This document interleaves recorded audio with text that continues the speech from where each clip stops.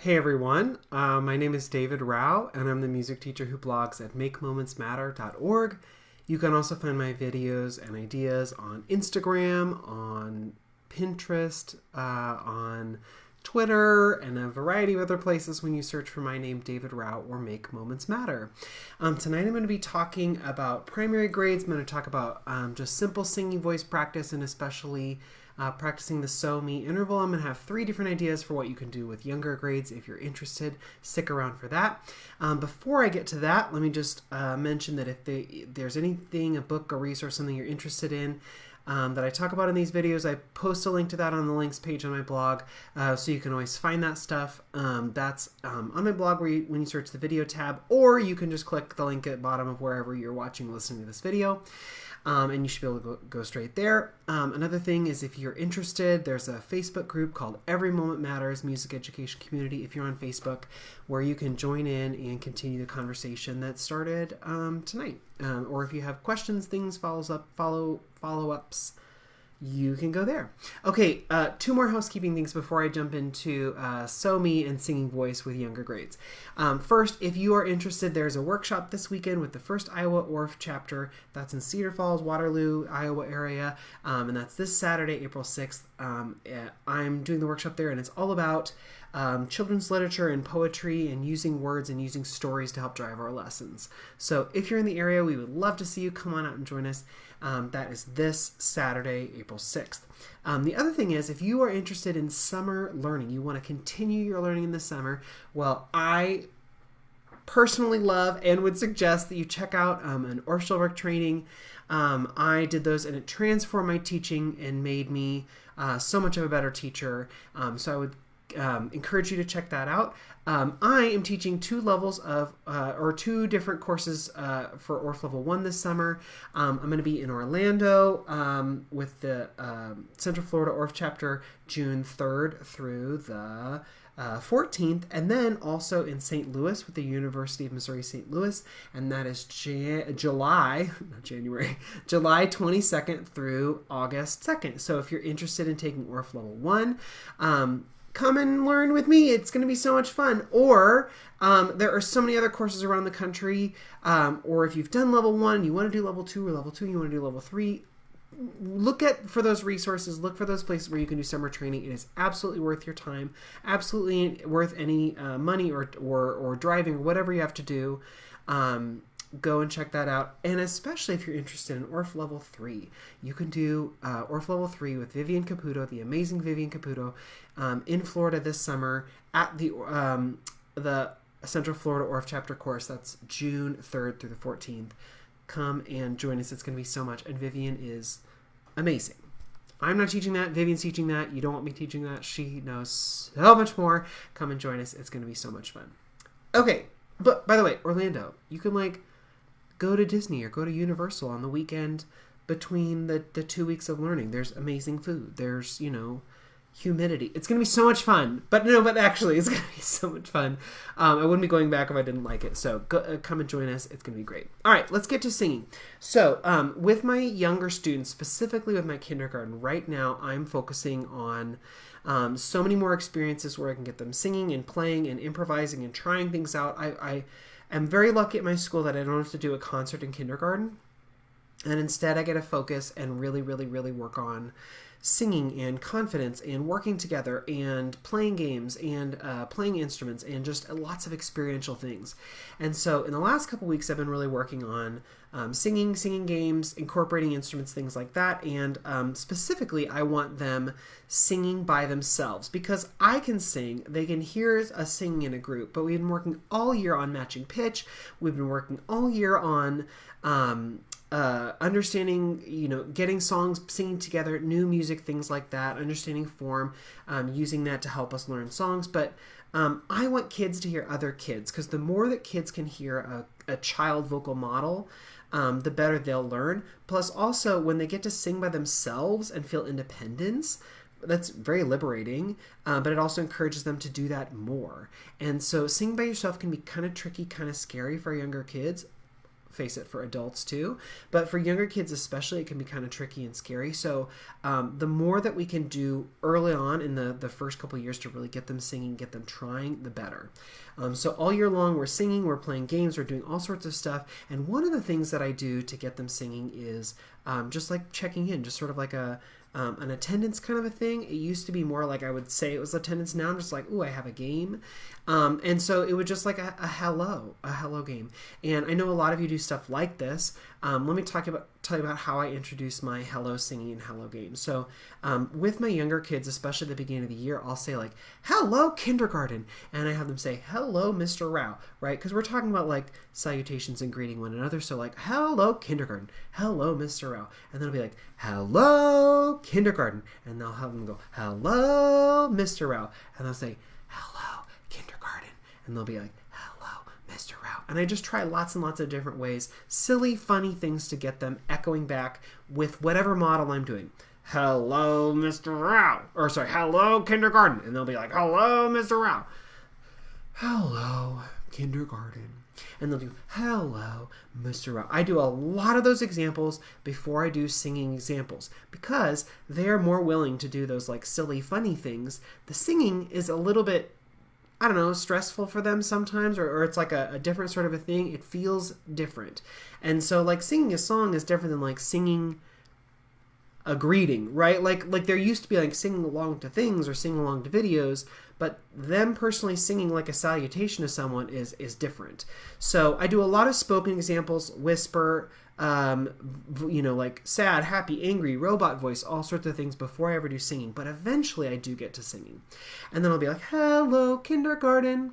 Hello, Mr. Rao. And then I'll be like, oh, wow, okay, but I'm going to see if I can trick you. So let's say I have Miss Peterson's kindergarten class with me. I'll be like, hello, Miss Peterson's class.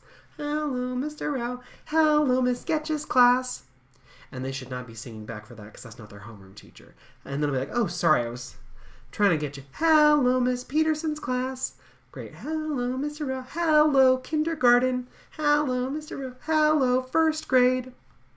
They should not respond back. So it becomes like a game, right?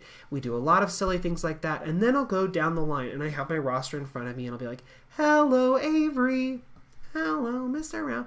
Oh my gosh, Avery, she even used her singing voice. Wow, that's so fantastic. Hello, Brayden. You know, we'll go like down the line of all the kids. And I have my roster there in front of me because it's kindergarten. I don't know their names yet, or early on in the year. Even now, I have a lot of kids, so I'm like, just to remind myself so I don't get caught up in like, nah, not my name. You know, I have the roster out there to make sure I get it right as we go down the line. Hello, Caraway. Hello, Julian. Whatever, you know, as we go down the line.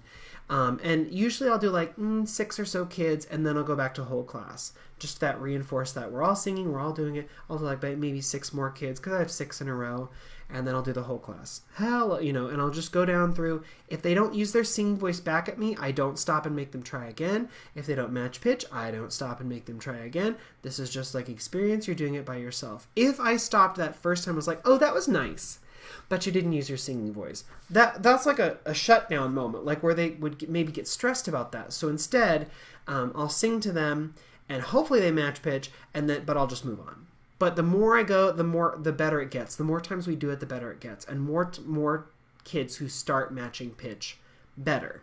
Another thing that I do to help with that is I sit at the piano and I play that So Me interval when I sing and when they sing. I don't sing Hello, Mr. Rao back to myself, right? But I do play the interval on the piano, at least initially, and then by the end of the year, I'd sort of drop that out, and I'll maybe just play like a C major chord or something, but I won't maybe play the interval while they sing, but that's like later on. Usually to start with, I'll sing them the greeting, I'll have them sing back, and when they sing back, I'll play So Me on the piano. That's just a simple, easy way to get started, and it's something they get so used to. If you do it in every class, 4 or 5 classes in, it'll be old hat. It'll be no problem at all. Usually the first time I go down the line, there are giggles, there's hesitation, there's whatever, but not by this point in the year, especially if you do it every class or you do it frequently every other class, something like that. If you want another stair step into that, you could do, hello, Brayden. Hello, Mr. Rao. Hello, Avery. Hello, Mr. Just have them match the tone of speaking voice or the style of speaking voice that you do. Hello, Jaden. Hello, Mr. Rao. like whatever, just going down. That's another stair step if you want. But eventually my goal is I sing to them, they sing back. Okay, so that's a fun, easy way to do that. There's another game that's, okay. This is from a book called The Orff Source. I think it's in Music Plays, like, catalog. But I got it a long time ago, like a printable version or like a downloadable version that you can print. And this is from Orff Source Volume 2. And I am using it for the wrong grade, at least from what's intended. Okay, so like what is like suggested in the book. I think what's suggested in here is grade 3. Okay, so this is from Rob Amchin from a long time ago. And I'll tell you how he, see to do it now, I am doing it wrong, are doing it differently. So there's this song called Number Concentration. It's number 10 in Volume 2. Go check them out. I put a link on the links page. You can get them from, I think if you have a Musical.ly subscription, I think it's just they're part of that. But if you don't have that, I think that you can get it from wherever, West Music. I have a link to Sweet Pipes on the links page. You can get it multiple places. But the song is, don't forget your number, don't forget your name. When you're ready, start the game. So again, it's sort of like you sing to students and they sing back. And the idea, and this is why I think it's third grade, is if they don't sing back, it's elimination. It's like an elimination thing where they're out. Okay, well, so with kindergarten, I'm not going to do that. That's too high of stress, especially when my goal is to, like, please just use your singing voice, right? Like, that's not, my goal is not to have them feel like, oh, I'm eliminated, I need to sit down, and then feel hesitant or stressed about singing. That's not my goal. And also in the Orff Source book, there's an extra part for hand drum, there's a part for glockenspiel, there's a part for a bass xylophone, there's an extension activity, there's an A-B activity. So I'm only giving you like a tiny little bit, which is like the kind of the song part in there. But I veer off that path. I think you could go back to do this in third grade, especially if you did it in kindergarten the way I'm describing now. It'd be easy to bring back in another year and do the elimination and do it as written in Orff Source. Go check, even if you don't do that, go check out the Orff Source books. They're great. Okay, so what do I do this with this? Well, in my school, every kid has a number.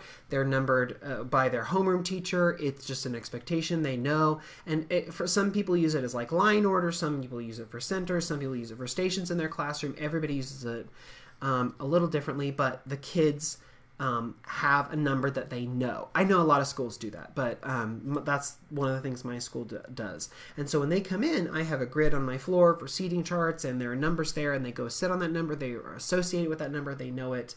They're very good with it. So in this game, I have them stand up, and the first thing I do is I say, like, okay, I sing the song, don't forget your number, don't forget your name. When you're ready, start the game. Only I sing it up in there. Don't forget your number, don't forget your name, whatever their pitch might be that I want them to sing back. When you're ready, start the game. Well, the first time through the game, I say, everyone's standing, and you got to know your number, and you got to know your name. But when I say your number, you say your name, and then sit down. Got it? Okay.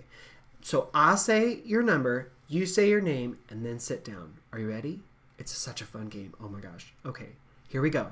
And then for the record, I have in front of me what my number grid system looks like. Because you would think I should be able to just know all the numbers and where they are. Literally, the children are standing on the numbers. But when you're singing back and forth or speaking back and forth and you're trying to go fast, I get caught up all the time and like, wait, what number is that? So like literally I wrote out the grid on a piece of paper and I just have it sitting on the piano so I can quickly reference it to be like, oh yeah, that's number 14. Because it's like, for my class, it's like the closest row is row 1 through 6 and the next row is 7 through 14 or 7 through 12 or whatever. And so, I don't know. I just get caught up on the numbers. Whatever. So I'm just going to tell you I have my little cheat sheet. Okay, so I go through and I say like 7... Or like 7, and they'll be like, Kevin, or like, like 14,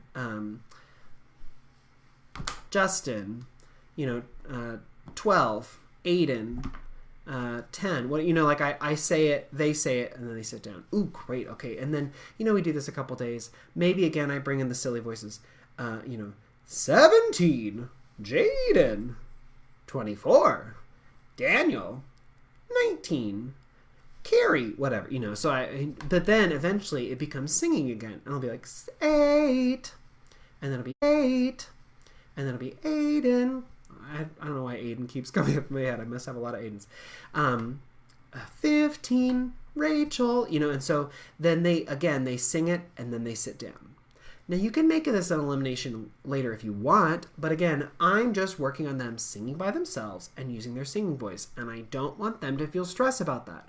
I want them to think that it's fun and a fun game. So I don't just go down the line. I hop around. Different numbers, different order, and I sing to them. I sing their number, they have to sing their name, and then they sit down.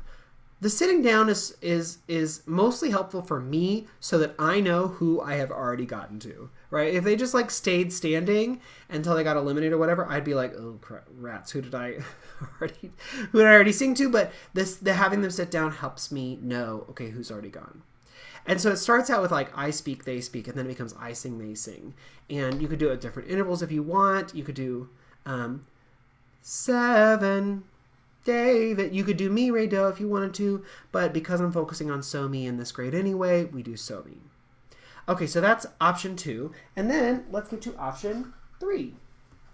And this is a song that I absolutely love that I think that I've maybe talked about before, but it's been a long time. And it's called Come Back Home, My Little Chicks. And I tell the story about a mother hen who had some chicks. And by the way, this is the time of year where my kindergarten classes, they get eggs and the incubators and they try and hatch eggs. So this is an amazing, perfect time of year to do this lesson. But anyway, hens go bark, bark, bark, bark, and chicks go beep, beep, beep, bark, bark, bark, beep, beep, beep, bark, bark, bark, bark, beep, beep, beep, beep, beep, beep, bark, bark, bark, bark, beep, beep, beep. By the way, if you're listening to this as a podcast, I have 2 puppets and I am having them talk back and forth. If you're watching the video, you're like, oh, he has puppets. But if you're just listening to the podcast and you're like, why is he just having a conversation as chickens? Anyway, that's why. But my puppets. So they're talking back and forth. And I say to kids, I don't speak chicken. But, if I did, what would they maybe say? They might be saying this. Okay, we're at the park. Yes, we are. You can play. I will play. When I call, you must come. I will come. I think that's maybe what they would say. Because, when Mama Hen comes out and the kids are, and all the chicks are playing, she goes, bark, bark, bark, bark, bark, bark. The little chicks come running and they know, Mom wants us to go home. They have that language, but I don't speak chicken. So I'm assuming that's what they say. Anyway, I think that's what they're saying. Here we are at the park. It's so fun. When you can play, go and have fun. We'll have fun. When I call, you must come. We will come. We will come. And then the chicks go off and play. And then Mama, she reads a book. Okay, and then she does some jumping jacks. Okay, and then she looks at the clouds. Oh. But eventually she goes, come back home, my little chicks. They go, here we come, and off they go home. And the next day they come back to the park and she says the same thing. When I call, you must come, we will come. Now go play, here we go. And they go off and play. And then Mama, watches TV. Love it, ER reruns. I don't know. And then she has a snack. And then she talks to her friend. Okay, anyway. But eventually she goes, come back home, my little chicks. They go, here we come, and off they go. But then, one day, it's different. She gets to the park. She goes, when I call, you must come. And the chicks go, we will come. Now go play and have fun. We'll have fun. And they go off. And Mama, I don't know. She, checks her email. She, thinks about, I don't know, her future. I don't know, whatever Mama Hen does. Anyway, eventually she goes, come back home, my little chicks. Where are the chicks? They're not coming back. I'll try again. Come back home, my little chicks. Nothing. Weird. That's never happened before. I'm going to try again. Come back home, my little chicks. We won't come. What? And the kids, love this. They, love, oh my gosh, what is happening? Hold on. Come back home, my little chicks. We won't come. Why not? We're afraid. Of what? Of the wolf. Oh, wolves. Yes, wolves are scary for chickens because predators. Okay, yeah, it makes sense. Where's he hiding? In the woods. Oh, there are woods near the park. What's he doing? Washing. Washing? Why is that scary? Okay, so this is like, you could just go through the song, but like, it doesn't make sense to me. Is there a greater story for this? I don't know. It's an old song. If you know the original story, please tell me. But anyway, so I try and help kids make sense of this. Like, where's he hiding? In the woods. Oh, because the woods are nearby and wolves can hide in the woods. You know, like to try and explain some of this. Plus also, I feel like if you explain a little bit, they remember it better when the game comes up. So anyway, okay, so what's he doing? Washing. Washing? Why is that scary? Maybe he's washing his hands so he can eat his lunch. Chicken nuggets! And the kids think that's funny too. Is he washing his hands? No. What? Is he washing the dishes? No. What's he washing? His face. What's he drying his face on? Okay, and then this is where things go a little bit silly, kindergartners. And so, well, here's what happens. What's he drying his face on? I can't tell. What? I can't tell. What? I can't tell you. It's too silly. The kids will laugh. The kids will laugh? Well, just tell me anyway. Oh, I can't tell. Well, just whisper it. What's he drying his face on? On the kitty cat's tail. And again, this doesn't make any sense to me. Maybe there's a greater story that I should know behind this, but it doesn't make sense. So anyway, I break into, I have more puppets for this next explanation, but I break into this explanation. I say, okay, so maybe he's, washing his face and he's finished washing his face, but there's still like some suds on his face and he reaches for a towel and can't find the towel and he just grabs the closest thing and he wipes off his face and then realizes, it's the cat. And he's I don't know. I like mime all of that out with the puppet and the kids are like, ha ha ha. Anyway, but it kind of helps them remember the story. And anyway, that's the whole story. But let me tell it to you again. Just hear it without all those little bits in between. And I say this exact same thing to kids. Let me just do the whole song one more time. Come back home, my little chicks. We won't come. Why not? We're afraid of what? Of the wolf. Where's he hiding? In the woods. What's he doing? Washing. What's he drying his face on? On the kitty cat's tail. Okay, that's the silliest part. When we get to the part that goes, what's he drying his face on? You all get to whisper, on the kitty cat's tail. It's a little silly, but you get to whisper that too. Okay, and so then I go through again. I let them hear the whole story and have them join in on the kitty cat's tail. This time they've heard about 3 or 4 times. And I say, I wonder, do you remember what the chicks say back to Mama Hen? Can you say that back? She says, come back home, my little chicks. And they go, we won't come. Many of the kids remember that. Why not? And some kids like, because the wolf are on it. Then I'm like, ooh, remember. We're afraid of what? Of the wolf. And then I walk them through the story. I have them learn the chicks part. And the cool thing about having 2 puppets, like a puppet on one hand and a chick in the other, is that I can sing the hen part and I can hold out the chick part and the kids know that that's their part. And I'm singing both parts, but because I'm holding out the chick, they know they get to sing with the chick. So it's like an easy, using 2 puppets. It's especially cool for if you're teaching a call and response or an echo or something. You can then teach both parts, but you're also teaching the echo because they follow the one character. I don't know. It's a cool thing about puppets. By the way, second sidebar, the sidebar of the sidebar. The second sidebar is I have my little chick finger puppet and I have it, you can see maybe on this little stick because it's easier to manipulate and move around in this moment if it's on a stick. The stick is not a stick, it's a mallet. If you take a little finger puppet, you can put it on the top of a mallet. That usually keeps it on, and then you can move it around and manipulate it, especially if you're going to give it to kids. Put it on a mallet because you can always Lysol wipe the mallet if you think a kid has been gross or something, but you can't always Lysol wipe a puppet. So anyway, that's my little hack for the puppets and also my quick review of how I teach this in parts. Okay, so the kids sing with the chick, and then after a couple times I go, wait, do you think you could do Mama's part? Can you sing that part? And that, honestly, for me, sometimes feels a little easier for kids because they start with come back home, my little chicks, and they say, we won't come. And then she's like, that flows naturally. Why not? We're afraid. Of what? Of the wolf. Where is he hiding? In the woods. Then it gets tricky. What's he doing? Washing. What's he drying his face on? Then they can kind of remember some of that. Anyway, they learn both parts, and then I have them try both parts where I scoot back and I go, okay, this side of the room, you're the chick. This side of the room, you're the hen. But guess what? The hen's over here. So you sing with the hen, you sing with the chick. So if the hen is on my right hand, the left side of the room does the hen part. If the chick is in my left hand, the right side of the room does the chick part, and we sing it back and forth. And then I switch. The chick goes the other hand, the hen goes the other hand, we sing the parts. And then once I feel like they really have it, they really understand it, then we play the game. Now the original game, I put a link on the links page so you can like see kids playing the original game. I don't like the original game. The original game and the instructions, which by the way, I can't remember where I first found this song. I'll try and track down where I found it. I think it's from the notes from a workshop, but it might be in a book. If it's in a book, I'll put that on links page. The original song says kids stand in a circle and they hold hands.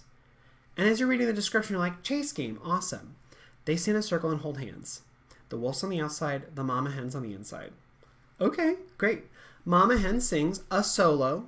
That So Be Pattern sings a solo, and all the kids who are in the circle respond back. At the end of the song, all kids drop hands. And this is what the original game's like.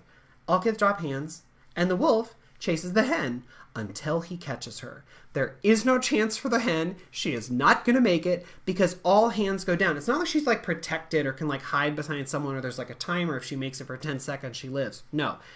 She has no chance. It's like the wolf like, and I think that even the original is like, if kids are in the way, have them get out of the way so the wolf can catch the hen. I'm like, this is a disaster waiting to happen because the kids are going to, like my kids anyway, are going to run. That wolf is going to smack into people. This is bad news. So instead, I play it kind of like Grizzly Bear or Naughty Kitty Cat, where the hen gets to choose a doorway to go through. She gets to run around the circle. The wolf can try and catch her, but if she gets all the way around the circle and back under the arch before the wolf can catch her, she's safe. Because otherwise it's like I've tried it the original way where it's like all kids drop hands and the wolf just goes in and tries to get the hen and eventually he just does. And that is number one, not gratifying for the kid, especially the hen. But like anyone else, there's like no game to it. It's just like, oh, now let's watch this wolf devour the hen. Like what? Anyway, so I changed the game, but the point of the song is there's a kid standing in the middle and I'll let them hold the hen puppet, because first of all, it's like a stuffy, it's fun. But also like then they get to sing the hen's part. All the other kids sing back. They get to hear a solo singing voice. They get to hear that sewing pattern. They get to practice that. It's fun. And then we play through the game 4 times, and the next time they come back, we'll play it again. I always say the mama hen, choose another hen. Wolf, choose another wolf. If you don't get to go today, oh my gosh, this is such a fun game, isn't it? And they're like, yes, it is. And I was like, do you think this is the only day we're going to play it? And they're like, no. And then this is my favorite phrase I've like learned in the last 10 years from my friend Natasha Thurman. When kids don't get to go, she says, oh, well, maybe next time. And she teaches them to say that. And so I have been using that the last like 4 years since I learned heard Natasha say that. And it has changed my classroom. I always say like, this is a super fun game, right? I'm like, yeah. Do you think it's the only day we're going to play it? No. So if you don't go today, are you going to cry? Are you going to scream? Going to be upset? No? What are you going to say? You're going to say, oh, well, maybe next time. And then you might get to go next time. How fun would that be? Anyway, so that's what we do. We play the game and we go around several times. It's a super fun game, but I really love that it's back and forth. It's call and response, and it gets them doing that interval and also gives them really good practice hearing other kids singing in front of other kids. If the kid in the middle, the hen, is timid or isn't sure, I sing with them. I don't mind. I'm on the outside with a ukulele just strumming a 1 chord, and so I'll sing with them. I have no problem doing that. And then to reinforce that, but I'll sing lightly, quietly, so that they can really just hear the kids singing. Okay, 3 ways to do So Me. First was just singing hello, So Me, and I talked about the process of how I like build into that. Then there's the number game, which again I talked about the process of how you might do that, starting with maybe speaking voice or different voices, and then building up to singing voice, and then Come Back Home, My Little Chicks. On the links page, I put a link to seeing Come Back Home, My Little Chicks played by kids. I found a video of the original, I think, bad game. It's not my favorite, but you can see how that works. And then I will try and track down where I first found that song. If it's in a book, I'll put that on the links page too. Otherwise, the link to the ORF source is also there. Go check it out. It's a really great resource. And also, if you're thinking about great resources and opportunities, think about ORF levels this summer. Absolutely worth your time, absolutely worth your effort or money or whatever you have to do to get there. It's absolutely worth it. So go check those things out on the links page. If you have questions or ideas or want to hear more, leave a comment wherever you're watching, listening to this, or send me an email, makemomentsmatter@gmail.com. I'll be back next week, and I'll see you next week for another Musical Mondays. Good night, everyone.